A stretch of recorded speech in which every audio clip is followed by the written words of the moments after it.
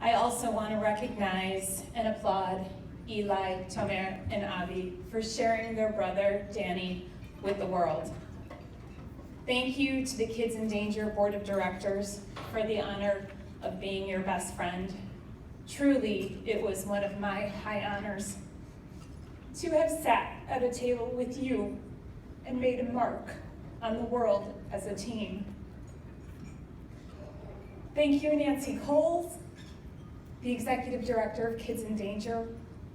You work tirelessly toward always improving, a constantly moving target, and you've taught me so much about advocacy.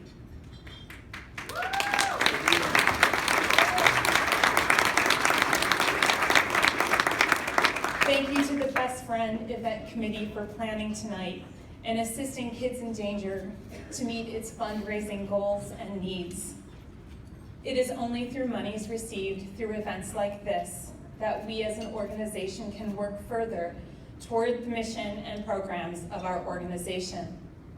Thank you to all of you, my family and friends, and especially my mom and dad, for teaching generosity, mostly of spirit, not just of pocket, for teaching me where to put my mouth behind my money and my money behind my mouth. Thank you to my uncles, my siblings, my cousins, who provide me the resources to support causes that we as a family and foundation believe in. You allow me the time to step away from my desk and my responsibilities to further important causes. Thank you to my children, Joya and Rocco. They are the inspiration for all I do right in the universe. They have never known a completely available mom, and yet they understandingly share me with others, hopefully all the while learning our family legacy of giving, community, and participation. Having co-chaired or chaired this event some 10 or so times myself, I honestly froze when Nancy Coles called and asked me to consider accepting the 2016 award. Years of my own words echoed in my head, phrases like, well, you know, the success of the event is a direct correlation of the recipient you select. Or, you really have to select someone who's got an ego big enough to release their own contacts and then massage them. And my favorite is, you have to identify someone with buy-in, both emotional and financial. So as these phrases rattled in my head, I found myself inevitably agreeing because I knew I believed in this organization, and I knew that I believed in furthering the work of Kids in Danger. Tonight has been a little bit like planning my very own surprise birthday party. Only the very best surprise has been the turnout and participation among my family and friends. I'm looking at this room and I am genuinely overwhelmed by the generosity of all of you. I am stunned by the volume of donations, sponsorships, and ads placed in my name or in my honor. I can assure you that your investment is well spent in an organization that will impact lives near and far, now and later. The Best Friend Award is like my own Miss America moment. Pageant contestants commit to a platform that they support, lobby, and commit. In competition one by one, they often describe their cause and concern, and almost all of them, at some point in time in their presentation, point out that they hope they can make a difference in just one life. Well, through my platform and the work with Kids in Danger, we have made a difference.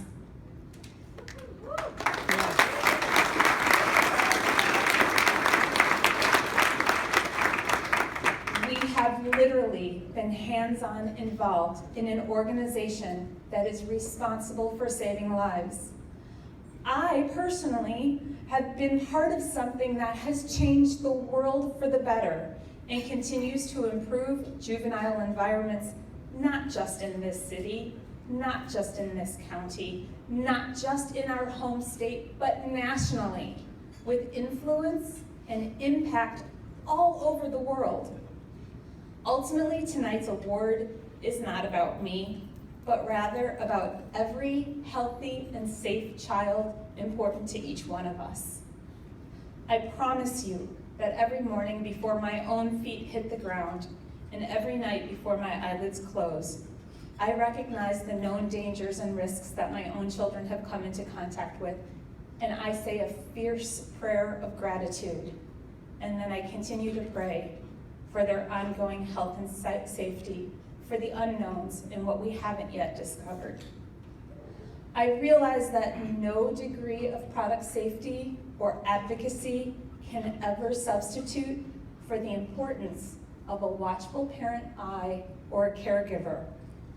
However, Kids in Danger has joined forces with parents and caregivers to raise the bar, and more importantly, raise the expectation that children will be safe.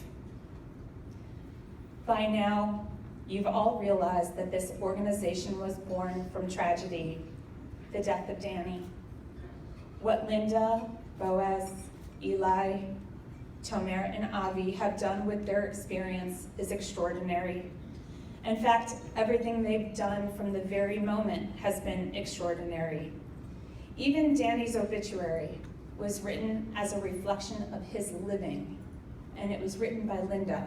I'm going to read excerpts from it. Linda provided in part, "As his mom, I want to tell you about Danny. Because he was only 17 months old, most of you never had the opportunity to know him. Danny was such an amazingly cool kid. He was a pudgy, happy little bundle of enormous potential. Boaz and I, together with Eli, would often just watch Danny in complete amazement and total wonder. We often speculated about what he might do when he grew up. Musician, athlete, artist, investment banker." No. Well, actually, art never seemed to be much of a possibility, as every time we gave Danny crayons, he would always end up eating them. Now, music and dance were real possibilities. Danny loved music. He would calm himself by humming "Twinkle, Twinkle, Little Star" over and over again. As for dance, Danny would be sitting on the living room floor, playing with whatever toy he might be interested in. Every once in a while, he would sway his little body back and forth in perfect tempo to music, and he'd look up with great satisfaction and smile. A big, semi-toothless, happy smile while he was dancing. He also loved books. Every night, his dad would read bedtime stories to him. One of his favorites was the classic children's story, "Goodnight Moon," in Hebrew. I'd say, "Bring me a book," and he would carefully sort through his pile until he found his favorite Sesame Street book called "Who Am I?" Big Bird, by the way, was his first two-word combination. He loved to flush the toilet. He always wanted to brush his teeth and hair, but would sometimes confuse the separate functions of a hairbrush and a toothbrush. He also loved dogs and would often stand at our kitchen window and watch the neighbor's dog bark. And Danny would bark back in Hebrew. Danny loved to be tickled. Actually, the day he died, we dropped him off at daycare. And when we did, Eli demonstrated to his caregiver that Danny loved to be tickled right under the ears. And we left them giggling and laughing.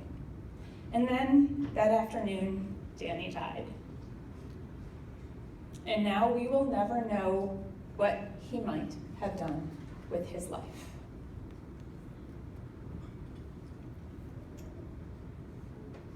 So, we don't know what Danny would have done with his life.